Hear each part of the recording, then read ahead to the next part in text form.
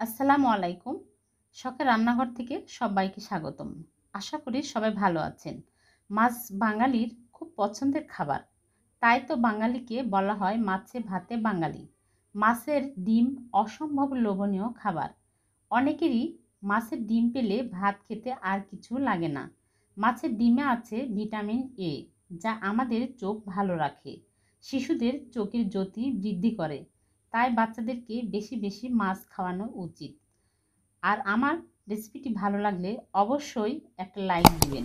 আর আমার চ্যানেলটিকে সাবস্ক্রাইব করে পাশে থাকা বেল আইকন প্রেস করে অল করে দিবেন।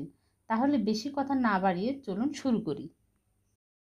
মাছের ডিম রান্না করব, এজন্য এখানে আমি রুই মাছের ডিম নিয়েছি 250 গ্রাম। এর মধ্যে আমি হলুদ, লবণ আর লেবু রস দিয়ে মেখে নিব। লেবু রস দিলে মাছের আঁশটে গন্ধটা লাগে না। বাটিটা আমি এক সাইডে রেখে দিয়ে চুলায় প্যান বসিয়ে প্যানটা গরম করে সরিষার তেল দিয়ে দিচ্ছি 1/3 কাপ। তেল গরম করে পেঁয়াজ কুচি দিয়ে দিচ্ছি 1/2 কাপ, দিয়ে নেড়েচেড়ে একটু ভেজে নিচ্ছি। ভাজা হয়ে গেলে আমি এর মধ্যে দিয়ে দিচ্ছি আদা বাটা 1 চামচ, রসুন বাটা 1 চামচ দিয়ে আমি একটু কষিয়ে নিচ্ছি। কষানো হয়ে গেলে এর মধ্যে আমি দিয়ে দিচ্ছি হলুদ, লবণ পরিমাণ মতো, মরিচের গুঁড়া 1 চামচ, ধনিয়ার গুঁড়া 1 চামচ, জিরার গুঁড়া 1 চামচ আর সামান্য আমি পানি দিয়ে মশলাগুলো কষিয়ে নেব।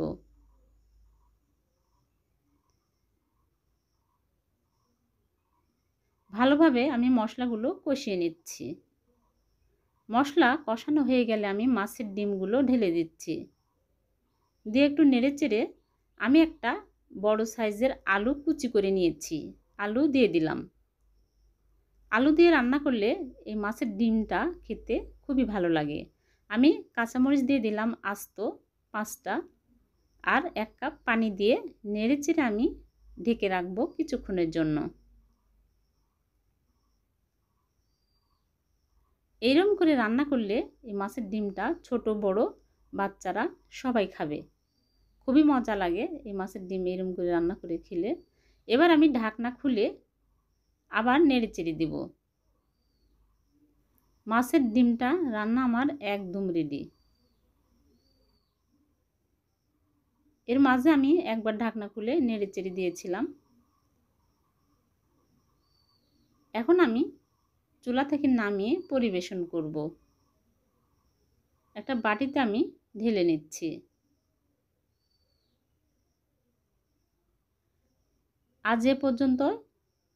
আমার রেসিপিটি যদি ভালো লাগে তাহলে ছোট্ট একটা লাইক দিবেন।